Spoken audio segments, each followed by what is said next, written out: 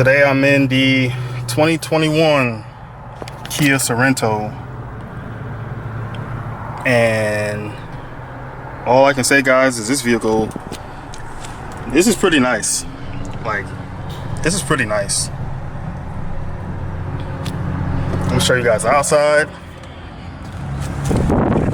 So it's a 2.5 X-Line. All-wheel drive is what the X is for, what it means. Sorry for the wind noise if there's any, but this thing is fully loaded.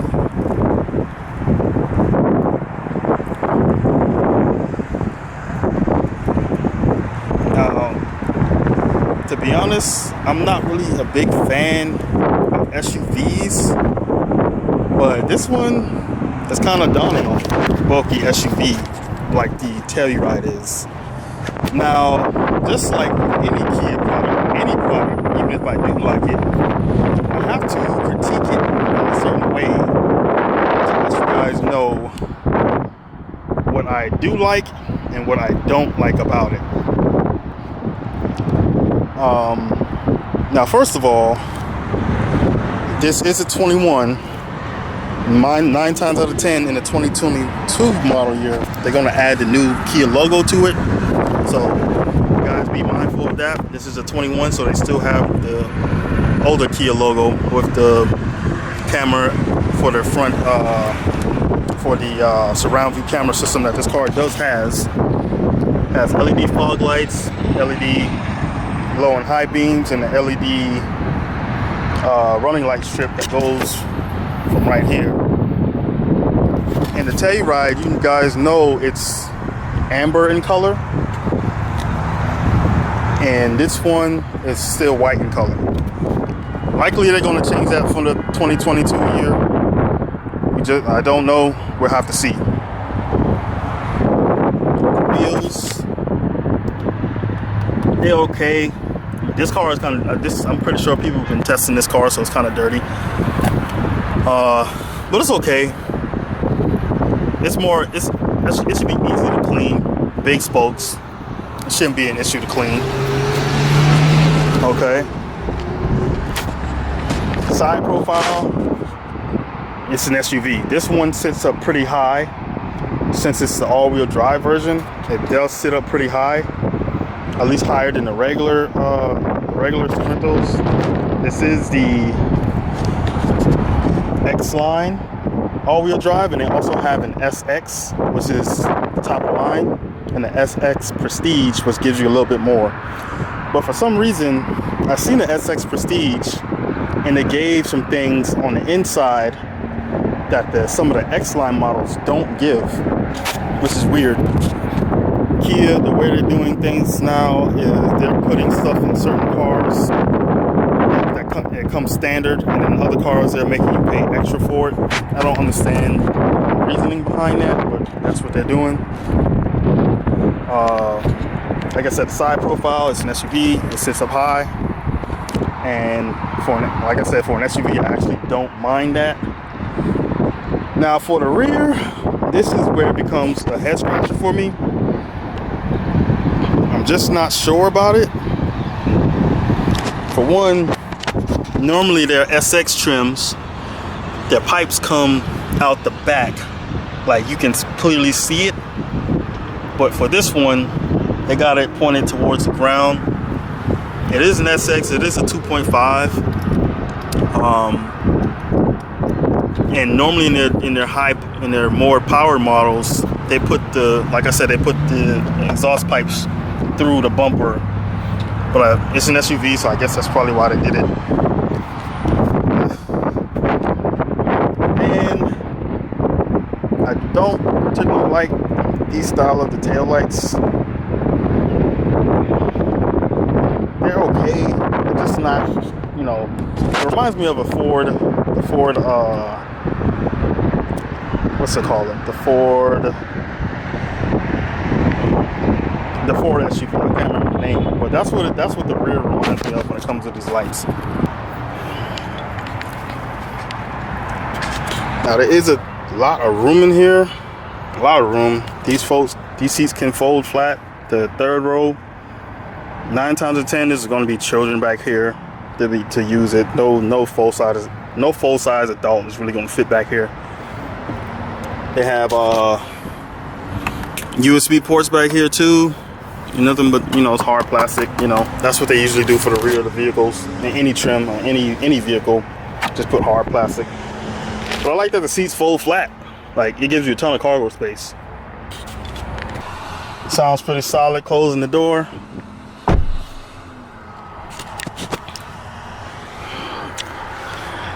I could sit back here easily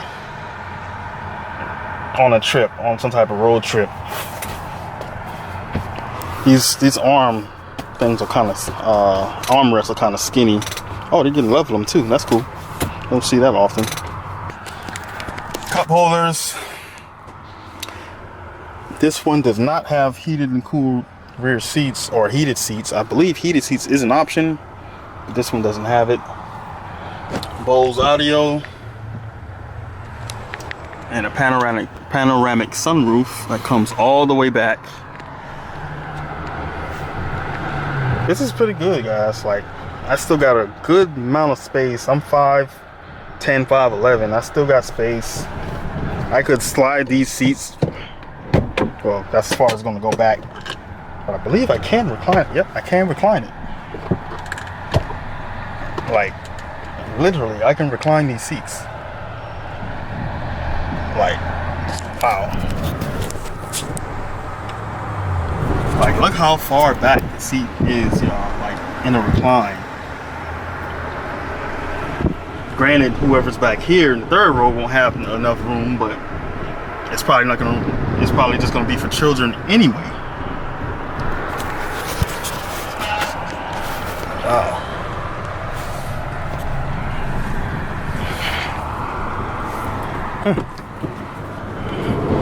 Go back to the. We're back in the front. Glove box is damped, but not lined with felt.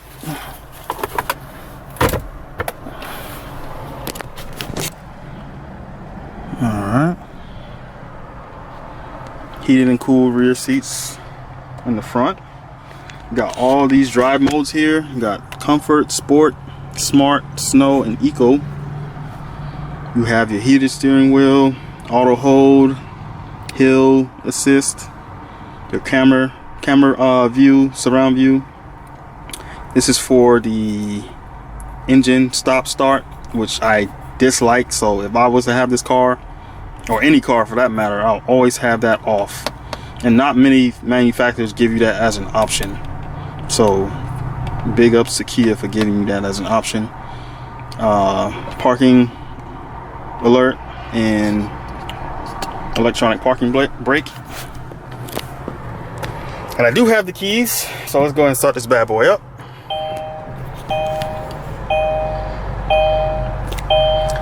Now, here comes another one of my pet peeves with Kia. Pet peeve of mine with Kia. This digital gauge cluster. Now, go ahead and turn on the AC, turn it down. Okay.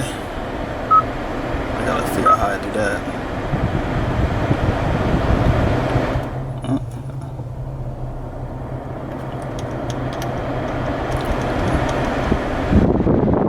Okay. Where is the fan speed? How do you turn that up or down? Or is it always up? Wait, that's low? No way, that's low. That sounds like it's high. Oh, okay. I'm right there in the middle. I don't know how I missed that. I'm pretty sure whoever sees this video saw it before I did, but I missed it. Okay. Anyway, the digital gauge cluster. Only a few Kia models are going to be coming with this, or they actually are coming with it now. I hope they're going to add it to the lineup to all vehicles, or at least the important vehicles that everybody, you know, that people particularly drive. The new Carnival or the old Sedona, you know, the Carnival is going to have it, and I believe that's it. The Telluride doesn't have it yet. The new K5s doesn't have it yet. The Stinger doesn't have it yet. And some of the trims in the Sorento don't have it. Now I understand that you gotta kind of cheapen it up for, you know, for some people who are price conscious and they don't want to spend too much money, especially on, dare I say, a Kia product. But I feel like sooner or later this is going to be standard as far as technology goes. Yeah, there might be some trims that still come with the analog gauge clusters, but this is where the industry is going. And this trim here, I like it because it has this. Other trims, they don't. And for this to be, this is not the top of the line prestige model either. This is an SX, this is an SS all-wheel drive model that has it. I think the paper Maroni, I think that's wrong because they said it's X-Line.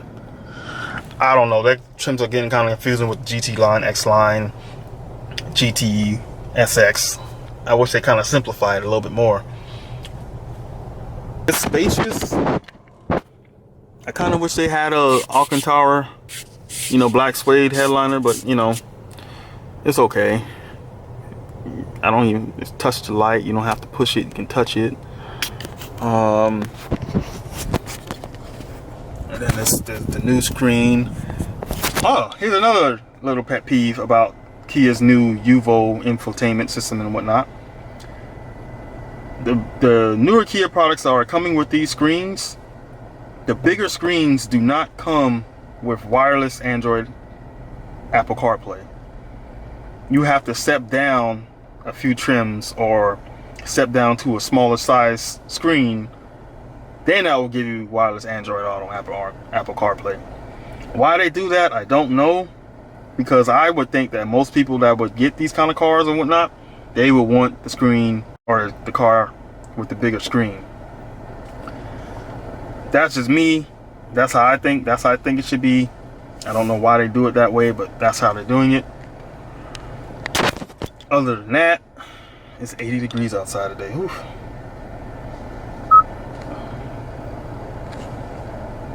Oh, that was kind of laggy right there. That took at least, what, 2 seconds to pop up. I heard people raving about this the new kind of radio layout that they have. I don't particularly like it. Yeah, so I heard a lot of people, I've seen people raving about this new kind of hourglass, you know, thing that they got going on for the radio. Seeing it in person is neat. It's different than just seeing numbers. It's different, so I guess they made a little good move there. You know, then you have this sounds of nature stuff that people have also been raving about. I mean, I don't let me go back to it. Stop.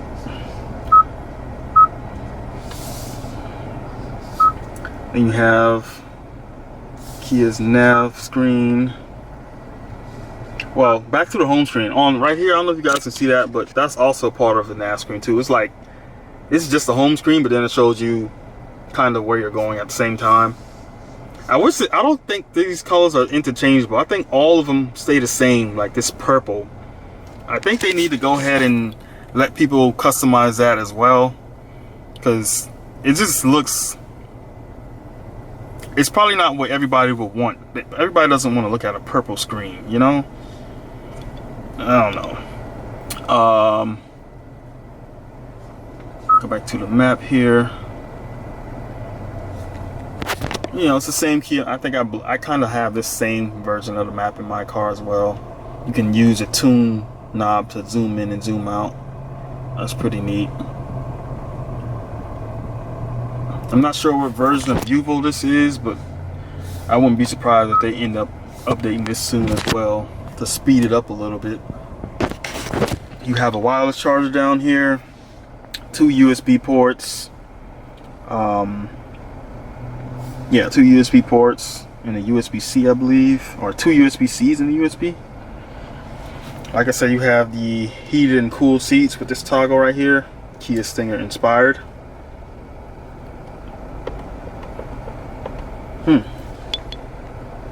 And the fan is not as loud. See, in my Optima, once I turn on the cooled seats, I can hear the fan run, which is kind of loud.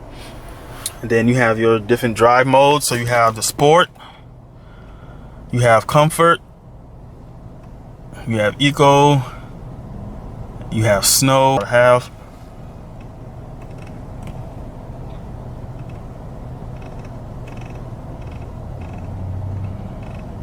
So even though I'm still turning the knob, it doesn't change the drive mode. So I have to go back. There should be like a stopping point in the knob where you're at either in, so you'll know where you need to stop, or just, you know, automatically stop for you. I think that's something they should add, like just add a stopping point for the knob instead of being able to scroll it constantly. Okay. And then also give you little graphics on the screen as well, depending on which mode you go to.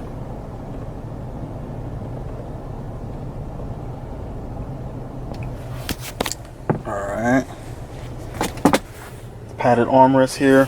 Feels pretty good. You have your lane keep assist, which I heard is a pretty good system. Unfortunately, I'm not going to drive this car here. And then you also have the ability to turn down your illumination, which I'm going to see how dark it actually gets.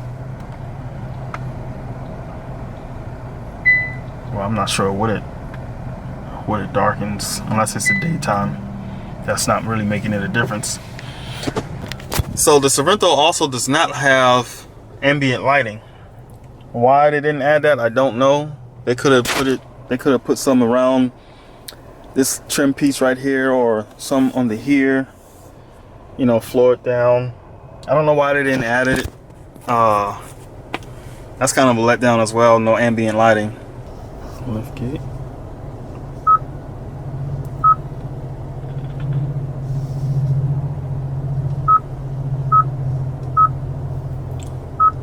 So yeah, it does not have ambient lighting, because I'm pretty sure it would have been somewhere in this light menu right here.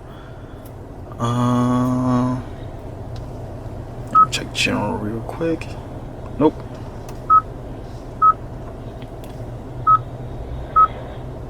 Yeah, so no ambient lighting in this 2021 Sorento. As you can see, LED.